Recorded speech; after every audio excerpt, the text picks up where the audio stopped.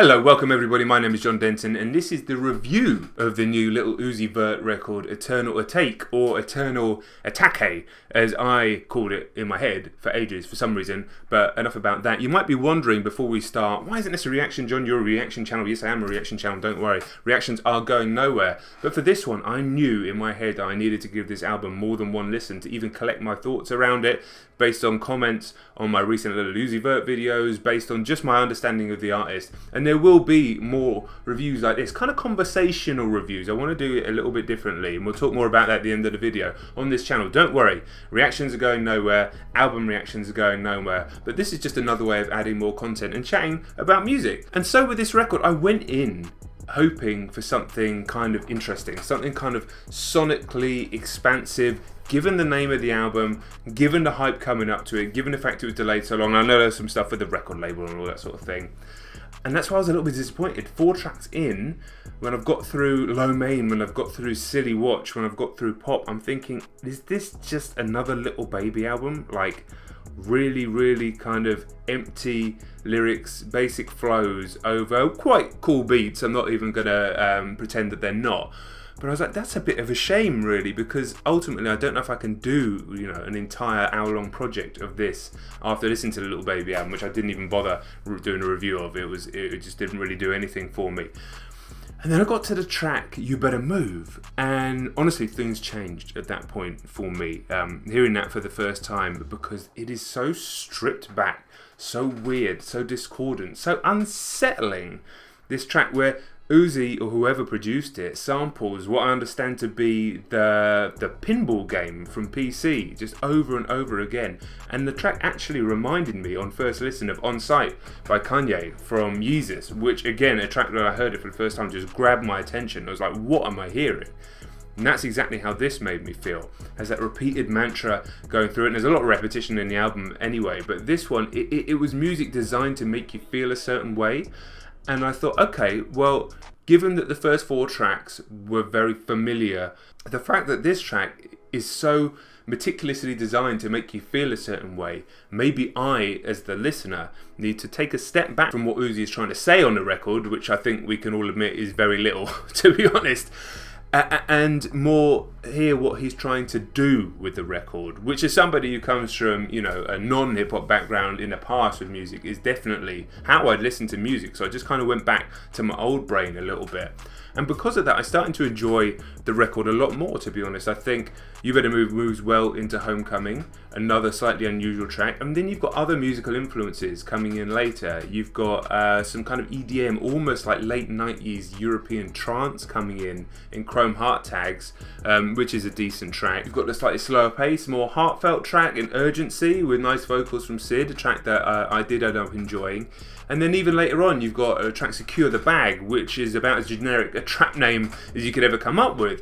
But sonically more interesting, kind of some chanting going on, almost reminiscent of something from a Western soundtrack.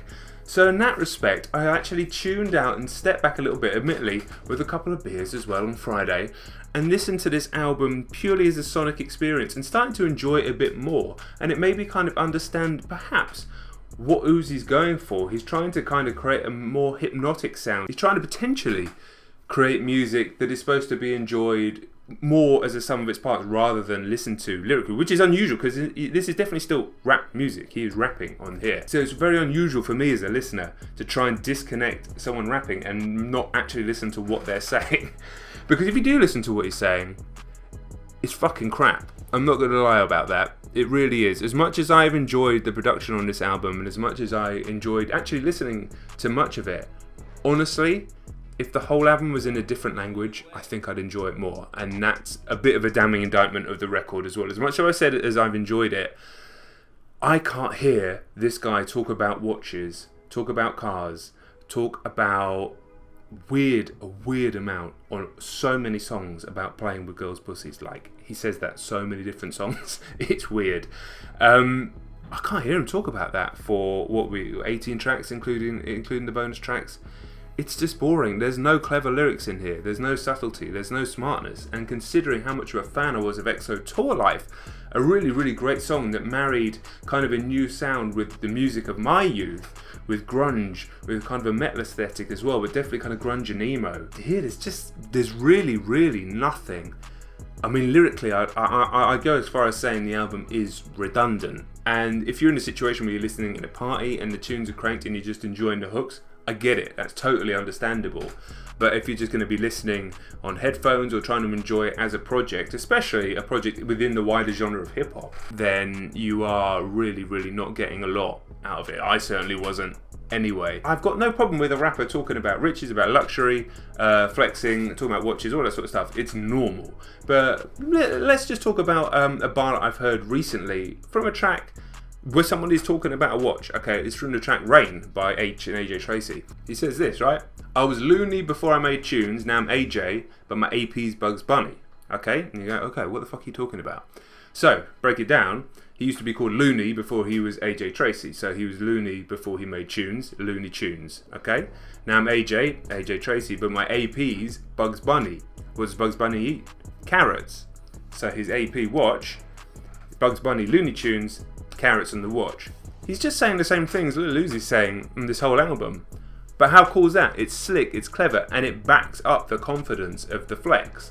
That's how it works. Whereas it's constantly saying, I have this. How many fucking bars on this album start with the word I? It reminds me of my 4-year-old talking. I did this, I'm going to do this, I'm going to do this, I'm going to do this, and then I do this. And it's like, fucking hell, mate. Like, how old are you? So I'm stuck in two camps on this record, as you can tell. And that's why I want my review style for this. I've been reviewing things professionally, quickly, for 15 years. I started in 2005, reviewing games professionally, on a magazine, on staff. I've been doing this a long time. I've written so many reviews, admittedly not of music, but I'm bored of just doing your standard scripted review. I don't need my opinion to be the be-all and end-all. I'd rather things would be a bit more conversational and we can continue it in the comments. But where I'm at currently with this album is that while I admire it sonically and while I do enjoy the production side of it, and I am capable, certainly a couple of drinks in, and kind of tuning out the lyrics. And admittedly, whenever I hear a clip of it, say a TikTok video or some sort of meme or something like that, I've always enjoying hearing the tunes, and that does count for a lot. I don't want to ignore that feeling. That counts for a lot. But if I'm breaking it down as a hip hop fan, as a rap fan, I think the lyrics are fucking useless. They're dreadful. And so that's why I'm stuck in between these two camps of this record, and it makes it hard to drop a score on it. This puts me in a situation where I'm putting it back on you guys. I want to know why this album's good. I want to know why this album's not good from you guys. Some reviews you'll get from me and I'll be like, I know exactly what I'm saying. This is my opinion. It'd be very difficult to sway me on this one. And some I'm going to be a bit more open and loose about, and I think that's important. I think that's important in this world. Like, the whole concept of a review just being a thing that exists in a magazine and someone buys it and reads it and puts it down, that's kind of redundant now. That's something that comes from the 70s in rock journalism from the 70s. We're in the fucking 2020s now. Things are different. Things are way more interactive, and there's way more music, there's way more genres, and there's way more ways of discovering them. So I certainly have my thoughts on the record. I don't think it's something that I'm going to be playing a lot, but however, I can't ignore the fact that whenever I hear there's a fucking transformer comes outside to try and eat my house, I can't ignore the fact that every time I hear a tune from it, I like it. I certainly can't ignore the fact that when I first heard You Better Move, it did something to me. It opened my ears, it opened my eyes, and it made me think in a different way, and it made me try and understand and appreciate the artist in a different way. I can't ignore those feelings despite how disappointed I am with the lyrics.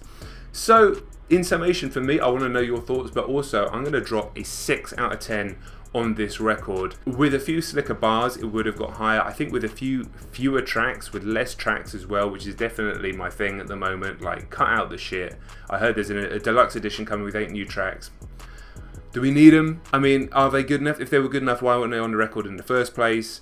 Like, I understand this whole thing, put a billion tracks out and people playlist off the ones they like, but, you know, I'm somebody who really admires a whole project. You know, like I hold those records, I hold those CDs in high regard. I still think that's very important. I think we're coming back to the album with the way that streaming is so available now, and with the way artists are creating and crafting records again, whether it's Dave, whether it's IDK, whether it's Kendrick Lamar. So I think this whole thing of releasing 30 tracks and people pick up the best ones is already becoming old-fashioned to me, in my opinion. I don't really like it. So as an overall project, you know, if you could strip it down to 11 tracks, maybe if there were a few more bars on there, the number would go up. But for me, it's a 6 out of 10. So that's it. There will be more reviews. Like I said, God, there's so much noise going on outside the house.